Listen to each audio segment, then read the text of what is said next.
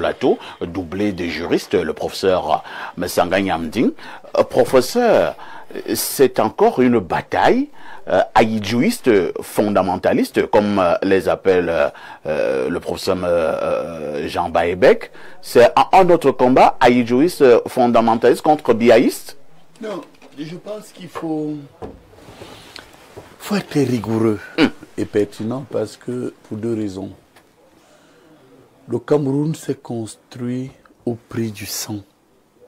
Et je me souviens de cette phrase du chef de l'État.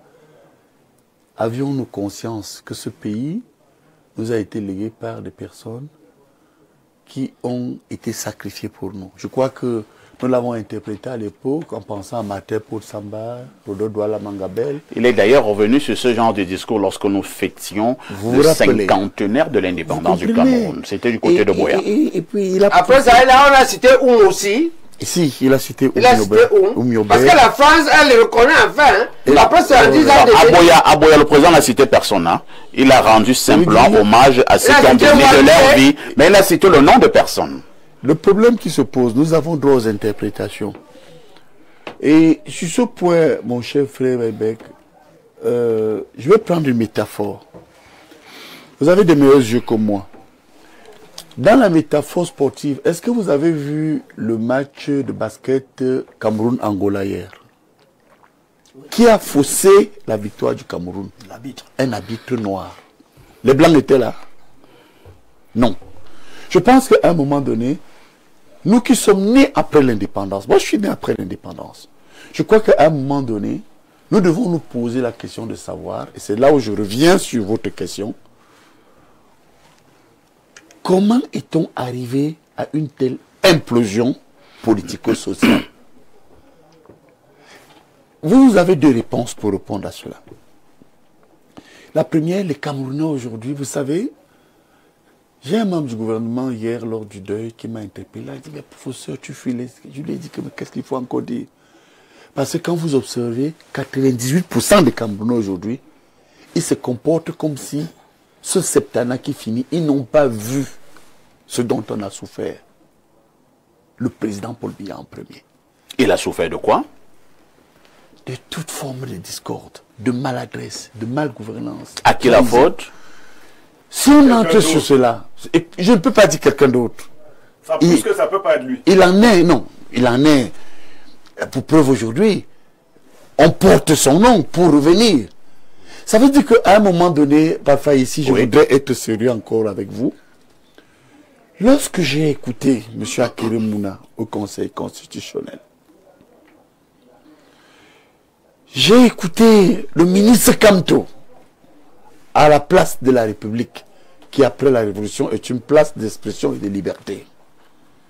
J'ai écouté tous ces groupuscules humains qui disent qu'écoutez, nous voulons être candidats à l'élection présidentielle. Vous allez voir la relation avec Bello. Je me suis dit, comment est-on arrivé là? Qu'est-ce qui s'est passé? Vous avez donc le deuxième point qui vous donne la réponse. Ce Cameroun s'est construit à la sueur de tout le monde. Vous voyez le vieux discours qui consiste à dire que... Non, vous c'est la sueur, nous c'est le sang. Oh, permettez-moi, je vous t'en prie, cher collègue. Non, c'est important. Vous c'est la sueur, nous c'est le sang. Bien. Allez-y, mon professeur. Je vais vous dire quelque chose. Vous avez vu que il y a une construction historique qui s'est opérée et j'ai toujours posé la question aux uns et aux autres. Lorsque vous voyez, vous faites le bilan de la gouvernance du Cameroun sous le président Amadou Ahidjo. On le dit dans les forats, on le dit, on écrit. Je viens de produire un livre, le seul, 700 pages, sur la gouvernance du président Paul Biya.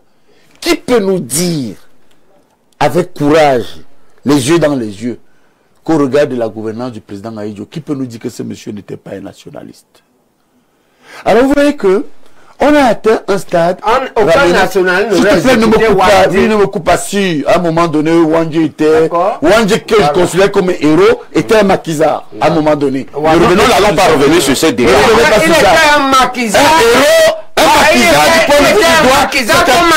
Oui, c'est quelqu'un qui c'est quelqu'un en droit. Mon frère, professeur, tu sais pour la fête. On ne va pas revenir sur ce débat de Wang Jie. On ne va pas revenir sur ce débat de Wang Jie. Je pense que sur ce plateau, nous avons tranché le débat. On a tranché. Voilà, continuons. Et puis ce que je voudrais vous dire, je repose la question. Qui peut nous dire que le président Amadou Ahidjo, au regard de la gouvernance qu'il nous a léguée, n'était pas un nationaliste? Sa politique reposait sur deux piliers. Un, recherche de la consolidation de l'État. Et deux, consolidation de l'État. Il a atteint cet objectif. Ramenez donc à Chiroma. J'ai entendu certains politiquement dire que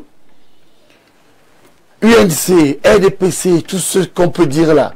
Mais quand même, Bello n'est pas n'importe qui au Cameroun. Chiroma n'est pas n'importe qui. Et je le dis sous le contrôle de mon frère Egmont Biloua. Apprenons à respecter ceux qui, à un moment donné, ont servi ce pays. Quel est ce pays? Si vous voulez comprendre ce qui se passe aujourd'hui, parfois ici, sur ce deuxième point, où la dynamique observée, parce que moi j'observe, je fais ce qu'on appelle en anthropologie du politique l'observation participante. Dès qu'on pointe un gars, oh il est rien, il avait volé, il a été transparency, Akere a fait ceci, Akere a fait cela, Bello a fait ceci, Chiroma, on a atteint une bassesse qui est telle qu'aujourd'hui. Une politique qui consiste à noircir tout le monde. À noircir tout le monde, à humilier. C'est-à-dire, si vous voyez l'escarcelle des plateaux, c'est pourquoi je me sens bien dans des plateaux comme chez vous. Merci ou beaucoup. ailleurs, parce que on invite des mercenaires.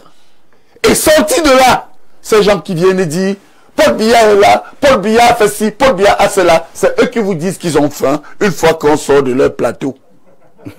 Parce qu'ils sont dans la merde. Ils n'ont rien.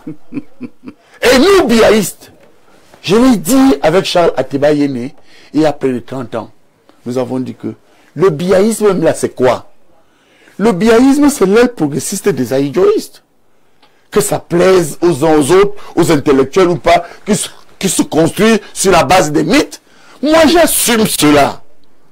J'assume que je suis un produit à l'époque de nos parents où c'est le président Ahidjo qui nous a légué les grandes structures d'État et le président Paul Biya, dans sa continuité, je le dis dans mon ouvrage, à moderniser. Non. Les a transformés en nous apportant par exemple la démocratie et il a levé la structure économique qui nous a donné la démocratie. C'est ce que vous dites. Bon, et là je vous rejoins. Voilà. Donc vous comprenez donc que mon diagnostic est amer. Parce que lorsque nous, à un moment donné, nous ne soutenons pas Paul Biya avec ce qu'on appelle le Olandjaman. Vous savez ce qu'on appelle Olandjaman? Non. Ce sont les longs couteaux du nord là, qui piquent. Que lorsqu'on vous fout ça dans le ventre, vous êtes éventré. Ils ont de longs couteaux. Hein. Des longs couteaux. Voilà, ils peuvent même être du sucre. Alors les gens ont foutu. Les gens ont foutu ce pays. Reviens sur la question. Ont foutu. Non, je dis ce que je veux. Oui, je suis d'accord avec le professeur Baïbega. Revenons sur la question que je vous ai posée dès le départ. C'est bien, non? Non, attendez. Nous n'avons pas le temps pour ça, M. Sanga. Je vous ai posé une question très simple. Et je disais, s'il vous plaît. S'il vous plaît, professeur Baïbega.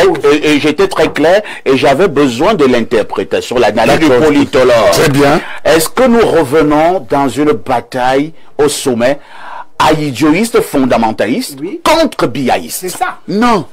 Nous revenons dans une bataille où les enjeux de reconstruction et de consolidation de l'État au Cameroun aujourd'hui sont plus que jamais objectifs, nécessaires. Je vous assure, parfait ici, si vous recevez un monsieur dans ce plateau qui vient vous dire que tous les problèmes que nous posons aujourd'hui ne relèvent pas d'un bilan de 7 ans difficile, où il y a eu la gouvernance par embuscade, où le clientélisme l'a emporté à un moment donné sur les enjeux, l'intérêt général, dites que cette personne a tout faux. Très bien. Et les gens que vous voyez pour la plupart, contrairement à nous, et regardez, parfait, vous m'avez posé la question, vous vous souvenez, m'avez posé une question il y a 3 mois. Professeur, vous êtes où? On m'a exclu. Je n'entre pas dans cette exclusion injuste. Je l'accepte. Même si je vous dis ça sur votre plateau, le directeur de cabinet du chef de l'État, dans une audience et dans une lettre que j'ai reçue du président, dit que le président ne m'a jamais exclu. J'ai accepté ça pour mon honneur. Ça veut dire quoi? Ça veut dire qu'aujourd'hui, le Cameroun va mal parce qu'à un moment donné, il y a une démobilisation dans la gouvernance. Comme le dit Bléré tous les jours. Alors, professeur, vous êtes toujours dans le regret.